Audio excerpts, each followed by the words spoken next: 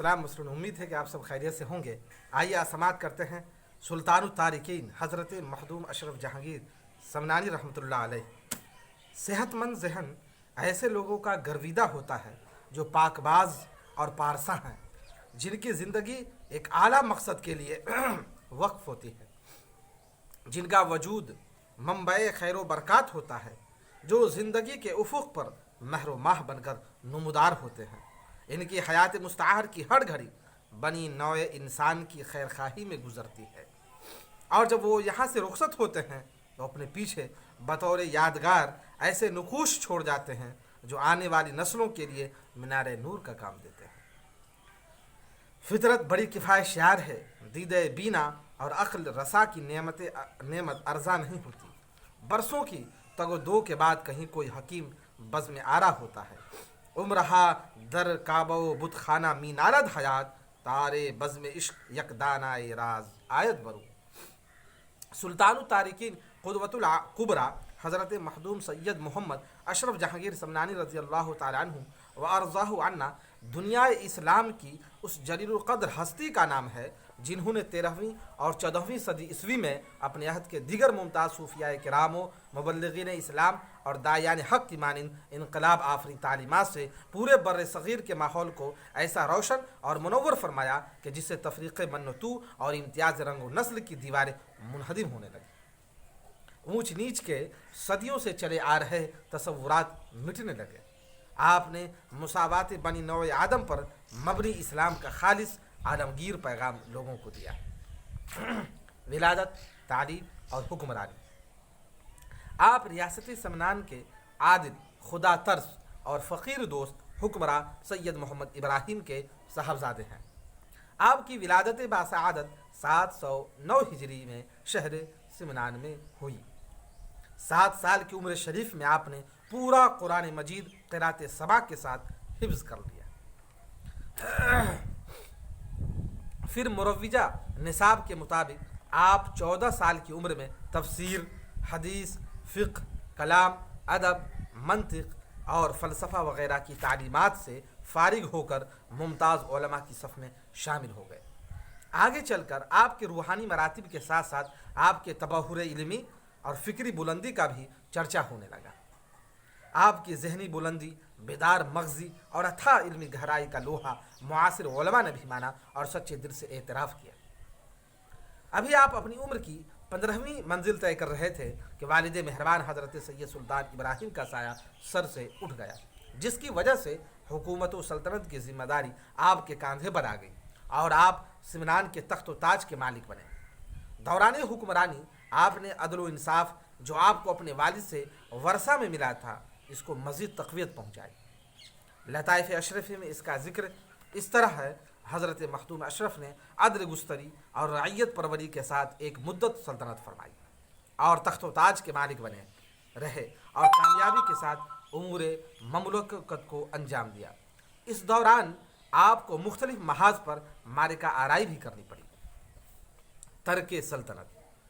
रहमत इलाही ने बड़ी फयाजी से आपको बेनज़ीर सलाहियतों से बहरावर फरमा दिया था। बला का हाफजा, जहन, तबा रसा और अक़लीम फ़साहत व बलागत की सरवरी कुदरत की ये वतीयत है जिनमें सबकत तो कुजा कोई हमसरी का दावा भी नहीं कर सकता था। ये बेमिसल फ़हम ज़का का ये बेनज़ीर इल्म व फ़ज़ल और ये गूनागूं खुसूसियात कुदरत ने किसी ख़ास मकसद की तकमील के लिए अर्ज़ा फरमाई थी, जिसकी वजह से आपका दिल बेचैन और मुस्तरिब रहता। एक गैबी कशिश आपको अपनी तरफ खींचती और हर वक्त बेखुदी की सी कैफियत तारी रहती। आप फ़राइज़ व सुनन की अदायगी के साथ ज़िक्र व अज़कार और नवाफिल का भी हद दर्जा एहतिमाम फरमाते। शब बेदारी और सख्त रियाज़त व मुजाहदा में मशगूल रहते। दिन ब दिन ज़ौक़ व शौक़ और इश्क़ इलाही की शिद्दत आपके दिल में तेज़ से तेज़ तर हुई। आपको किसी ऐसे पीरे कामिल की तलाश थी जो अपनी नज़र कीमिया के असर से सलूक के सारे मनाजिल तय करा दे, ताकि कुर्ब माबूद और मारिफत इलाही के हुसूल में जो हिजाबात हाइल हैं वह दूर हो जाए।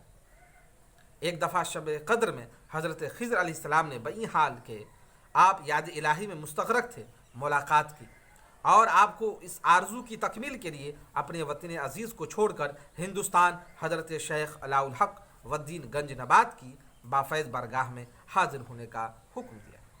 ترک وطن۔ تقریباً 10 سال حکومت کرنے کے بعد تخت و تاج اپنے چھوٹے بھائی کے حوالے کر کے 25 سال کی عمر میں روحانی سکون کے حصول اور اسلام کی تبلیغ اور رشد و ہدایت کے لیے اپنے وطن عزیز سے رخصت ہونے کا ارادہ کیا۔ چنانچہ آپ نے اپنی والدہ ماجدہ سے رخصت کی اجازت طلب کی۔ دیندار اور ایثار پسند ماں نے اپنے لخت جگر کا فراق دین کی خاطر گوارا کر لیا اور نہایت خوشی کے ساتھ اجازت مرحمت فرما دی، اور 12,000 کے لشکر کے ساتھ شاہی طز کو احتشام اور روب و ادب کے ساتھ سمنان سے رخصت کیا۔ سمنان کے آخری حدود پہنچتے پہنچتے آپ نے سارے لشکریوں کو واپس کر دیا، اور جس گھوڑے پر خود سوار تھے اس کو ایک فقیر کی نظر کر کے یہ شعر پڑھتے ہوئے پیدل چل پڑے: ترک دنیا گیر تا سلطان شوی، محرم اسرار با جانا شوی۔ خاردار وادیوں، جاگداز راستوں اور سنگلاخ زمینوں کو حضرت خضر علیہ السلام کی رہنمائی میں طے کرتے ہوئے وارد ہند ہوئے۔ ملتان میں شیخ جہانیہ جہاں گشت سے باطنی فیض حاصل کیا، پھر وہاں سے دلی تشریف لائے۔ حضرت شیخ شرف الدین یحییٰ منیری رحمۃ اللہ علیہ کے جنازہ کی امامت۔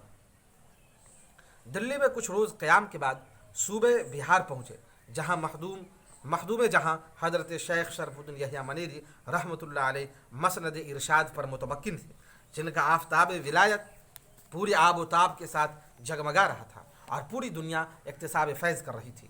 جس وقت آپ کا قیام بہار کے قصبہ سلاؤں میں تھا، آسمان فخر و تصوف کا یہ درخشاں آفتاب روپوش ہو گیا اور ان سے اکتساب فیض کا آپ کو موقع نہیں ملا۔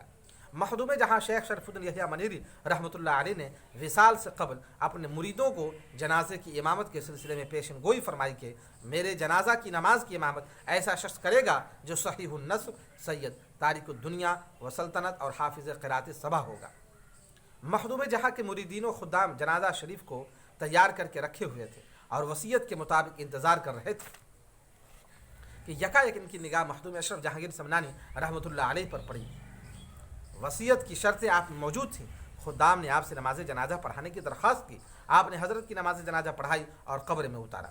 تدفین کے بعد خیال آیا کہ شاید میرے مرشد یہی تھے کہ اچانک قلب پر آپ کے مرشد کا روحانی تصرف جاری ہوا اور فرمایا: فرزند، خاطر جمع رکھو، تمہارے پیر مرشد مسند ارشاد پر جلوہ افروز ہیں، اس سے تسکین قلب حاصل ہو۔ صحائف اشرفی میں لکھا ہے کہ حضرت مخدوم اشرف جہانگیر سمنانی رحمۃ اللہ علیہ حضرت مخدوم جہاں کے مزار پاک پر معتکف رہے۔ مخدوم جہاں کی روحانی تعلیم ظاہر ہوئی، اپنے مکتوبات شریف پڑھنے کی اجازت دی اور خرقہ عطا فرمایا۔ مخدوم سمنا بارگاہ مرشد میں اس طرح بے پناہ فیض و برکات حاصل کر کے حضرت مخدوم جہاں کے روضہ پاک سے رخصت ہوئے اور وہاں سے سیدھے بنگال اپنے پیر و مرشد شیخ علاء الحق والدین گنج نبات کی بارگاہ میں پہنچے۔ جب آپ کی نگاہ اپنے مرشد پر پڑی، دوڑے ہوئے شیخ خدمت میں آئے اور اپنا سر ان کے قدموں میں رکھ دیا۔ مرشد نے اپنے مرید صادق کو اٹھایا اور سینے سے لگا لیا۔ تسلیم و رضا کی یہی وہ ساعت تھی جس میں تمام اسرار و رموز سے پردہ اٹھا دیا گیا اور معرفت الہی کا وہ جام دیا گیا جو ہر کسی کے لیے عرضہ نہیں ہوتا۔ 12 سال تک آپ اپنے مرشد کی بارگاہ میں رہے۔ مرشد کی زبان فیض ترجمان سے آپ کو جہانگیر کا لقب عطا ہوا۔ حضرت مخدوم سمنا نے شیخ طریقت کی بارگاہ میں 12 سال رہ کر خدمت کی اور مجاہد و ریاضت اور مرشد کامل کی بافیض نگاہ کے ذریعہ سلوک کے منازل طے کیے۔ جب مجاہدہ مکمل ہو گیا اور مرتبہ ولایت میں آپ کا درجہ بلند ہو گیا تو ایک دن حضرت شیخ نے فرمایا: فرزند اشرف، مجھے مناسب معلوم ہوتا ہے کہ تمہارے واسطے کسی مناسب مقام کو تجویز کر دو، جہاں جا کر تم لوگوں پر آفتاب ہدایت روشن کرو اور بے دست و پا لوگوں کی دستگیری کرو۔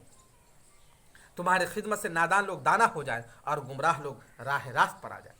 حضرت مخدوم سید اشرف جہانگیر سمنانی رحمۃ اللہ علیہ پیر و مرشد کے حکم پر عمل کرتے ہوئے آخری منزل کی طرف رواں دواں ہو گئے اور روح آباد موجودہ کچھوشا مقدسہ کو علم و روحانیت کا مرکز بنایا۔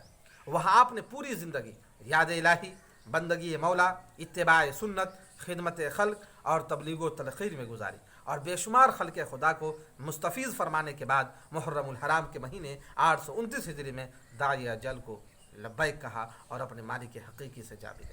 انا للہ و انا الیہ راجعون۔ کچھوشا مقدسہ میں آپ کی آخری آرام گاہ، منبع فیوز و برکات اور زیارت گاہ انعام ہے۔